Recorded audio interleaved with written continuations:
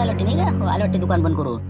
पाहा जरा भेटान द्यायले काय म्हणते म्हणा भाडे करू चिमणराव. हो काय त्याला पताच नाही म्हणा द्यायचा. पैसे आणतो आणतो करते गाडीचं काय करते म्हणा. भेटान जरा द्या ना चढून दिले.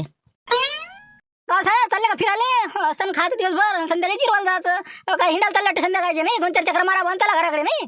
हाय असं आहे. अरे म्हणलं संध्याकाळी सकाळी 2 चक्रा मारल्यानं काही बिघडत नाही. माणूस कायसाठी शरीर संपत्तीसाठी जगून राहिला आजकाल. काही खरं राहिलं का? बीपी शुगर याचं प्रमाण किती वाढलं माहिती आहे तुम्हाला? मग त्यासाठी रोज सकाळ संध्याकाळ आमचं फिरणं नित्य नेमानच आहे.